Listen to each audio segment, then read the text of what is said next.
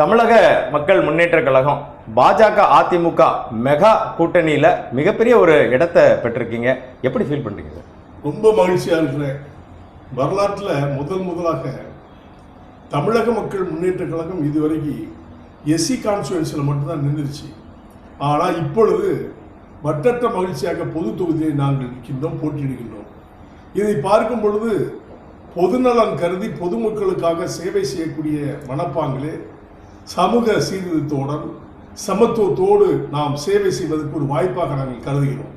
அதன் அடிப்படையில் கிடைக்கப்பட்ட இடம்தான் ராஜபாளையம் என்ற பொது தொகுதி. மற்றற்ற மகிழ்ச்சியாக தமிழக மக்கள் முன்னேற்ற கழகம் இருக்கிறது. ராஜபாளையம் தொகுதியில் பல்வேறு சமூகத்தினரும் ஒருங்கிணைந்து வாழ்ந்துட்டு வராங்க. நீங்க சொன்ன மாதிரி குறிப்பா அந்த தொகுதியை தமிழக மக்கள் முன்னேற்ற கழகம் தான் தேர்வு செய்ததா இல்ல கூட்டணியுடைய முடிவா சார்? தமிழக மக்கள் முன்னேற்ற கழகம் தான் இதை தேர்வு செய்தது. அதனுடைய நோக்கம் என்னவென்று சொன்னால், நான் எம்பி கான்ஸ்டுவன்சியில் நிற்கும் பொழுது அந்த பகுதியில் இருக்கின்ற மக்களை எல்லாம் அனைவருடைய ஜாதி மத பேதமின்றி கருத்து வேறுபாடின்றி என்னை மனமகிழ்ச்சியோடு ஏற்றுக்கொண்ட தொகுதி தான் ராஜபாளையம் தொகுதி. அதன் அடிப்படையிலே தான் பொதுநலம் கருதி எல்லா மக்களுக்கும் நன்மை செய்ய வேண்டும் என்று சொல்லியும் ஜாதி மத பேதமின்றி எல்லோருக்கும் சேவை செய்ய வேண்டும் என்ற மனப்பாங்கிலே தான் இந்த ராஜபாளையம் தொகுதியை நான் தேர்வு செய்தேன்.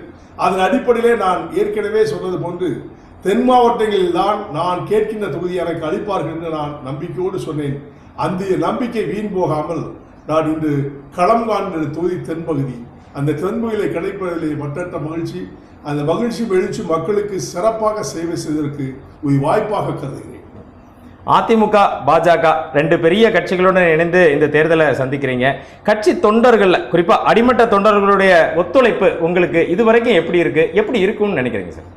அடிமட்ட தொண்டர்களை பொறுத்த மட்டில் அந்த தொகுதி பாரபட்சமாக திராவிட முன்னேற்ற கழகத்தினால் பழிவாங்கப்பட்டு மக்களுக்கு எந்த சேவையும் செய்ய முடியாததுதான் இதற்கு முன்னால் இருந்த சட்டமன்ற உறுப்பினர்கள்.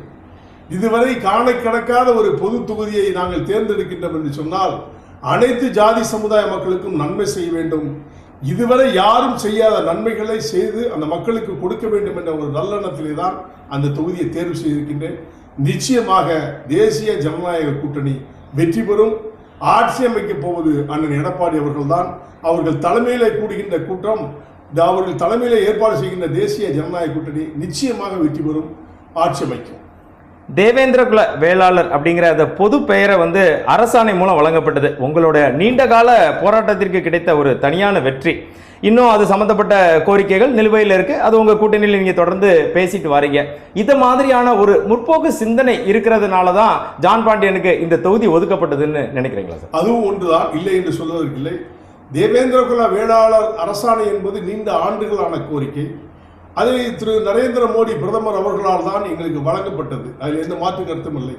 வழங்கப்படும் பொழுது அண்ணன் எடப்பாடி அவர்களுடைய ஒப்புதலின் அடிப்படையிலே சட்டமன்றத்திலே அவர்கள் கொடுத்த ஒப்புதலின் அடிப்படையில் தான் பாராளுமன்றத்திலே எங்களுக்கு கொடுக்கப்பட்டு ஜனாதிபதி மூலமாக தேவேந்திர குல வேளாளர் அரசாணை நீண்ட ஆண்டுகளுக்கு பிறகு கிடைத்திருக்கின்றது. அதுபோன்று பட்டியலினத்திலிருந்து தேவேந்திர குல வேளாளர்கள் செல்ல வேண்டும் என்று சொல்லும் பொழுது அனைத்து ஜாதி சமுதாய தலைவர்களும் எங்களுக்கு ஆதரவு கொடுத்து கொண்டிருக்கின்றார்கள்.